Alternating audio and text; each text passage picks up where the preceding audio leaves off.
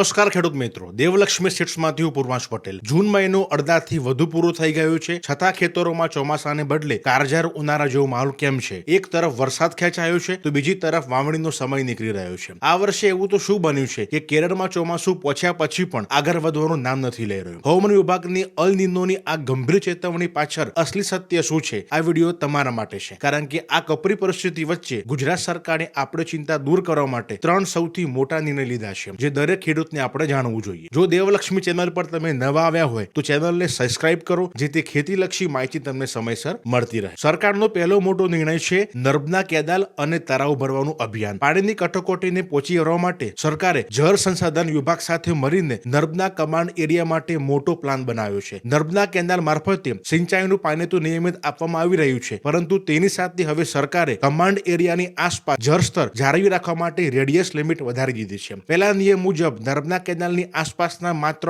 3 kilometre ત્રિજ્યામાં આવતા ગામડાઓમાં તળાવ ભરવામાં આવતા હતા, પરંતુ આ વર્ષની અસાધારણ સ્થિતિને જોતા સરકારે આ મર્યાદા વધારીને 7 કિલોમીટર સુધી કરી દીધી છે. એટલે કે હવે કેનાલથી 7 કિમી દૂર આવેલા સરકારી કે ગામના તળાવોને પણ નર્મદા પાણીથી છલકાવવામાં આવશે. આ પ્લાન અંતર્ગત ઉત્તર ગુજરાતના અંદાજે 300 થી વધુ મોટા તળાવોને નર્મદાના નીરથી ભરી દેવામાં આવશે, જેથી આસપાસના બોર કુવાના તર ઊંચા આવે અને પશુધનને પીવાનું પાણી મળી રહે. સૌરાષ્ટ્રની વાતચીત કરીએ તો સૌરાષ્ટ્ર પ્રદેશ માટે સરકારની મહત્વાકાંક્ષી સૌની યોજનાની લિંકના પાઇપલાઇન નેટવર્કને સક્રિય કરીને સ્થાનિક ડેમો અને ચેકડેમો તેમજ તળાવ ભરવાનું આયોજન યુદ્ધના ધોરણે શરૂ કરી દેવામાં આવ્યું છે. આનાથી માત્ર પાક નહીં, પરંતુ ઉનાળાના અંતે મુશ્કેલીમાં મુકાયેલા પશુપાલકો અને પશુધનને મોટી રાહત મળશે. બીજો સૌથી મોટો નિર્ણય છે કે 1 મહિના માટે જ્યાં જરૂર છે તે 8 કલાકને બદલે 10 કલાક વીજળી આપવાનો સરકારે મોટો નિર્ણય લીધો છે. સરકારનો ત્રીજો મોટો નિર્ણયની વાત કરીએ તો ઓછા વરસાદની આ સ્થિતિનો સામનો કરવા માટે જે નિર્ણય લીધો છે તે છે આકસ્મિક પાક આયોજન. સાદા શબ્દોમાં કહીએ તો જો વરસાદ લાંબો ખેંચાય તો પરંપરાગત પાકો જેમ કે વધુ પાણી માંગતો કપાસ, ડાંગર વાવેતરને બદલે ઓછા પાણીએ પાકતા વૈકલ્પિક પાકો તરફ આપણે વળવું જોઈએ. આ માટે સરકારે અત્યાધુનિક સેટેલાઇટ ટેકનોલોજીનો સહારો લીધો છે. સરકારે રિમોટ સેન્સિંગ અને સેટેલાઇટ ડેટાની મદદથી ગુજરાતના દરેક તાલુકા વાઇઝ જમીનમાં રહેલા ભેજનું ચોક્કસ પ્રમાણ માપશે. આ ડેટાના આધારે કૃષિ યુનિવર્સિટીના વૈજ્ઞાનિકો દર અઠવાડિયે એડવાઇઝરી જાહેર કરશે કે તમારા વિસ્તારની જમીન અને ભેજની સ્થિતિ મુજબ તમારે કયા પાકનું વાવેતર કરવું જોઈએ, કઈ જાતનું પસંદ કરવું જોઈએ અને કયા ખાદ્ય વ્યવસ્થાપન આપણે કરવું જોઈએ. આ બધી માહિતી ખેડૂતો સુધી ઘર બેઠા પહોંચાડવા માટે સરકારે ડિજિટલ માધ્યમ પસંદ કર્યું છે, જેનું નામ છે કૃષિ પ્રગતિ પોર્ટલ અને કૃષિ પ્રગતિ મોબાઈલ એપ. આ ગુજરાત સરકારની ઓફિશિયલ એપ્લિકેશન છે. આ એપના માધ્યમથી ખેડૂતો પોતાના વિસ્તારમાં જમીનનો ભેજ, આગામી દિવસોની હવામાન આગાહી અને વૈજ્ઞાનિકો દ્વારા સૂચવવામાં આવેલા વૈકલ્પિક પાકોની સંપૂર્ણ યાદી એક મોબાઈલમાં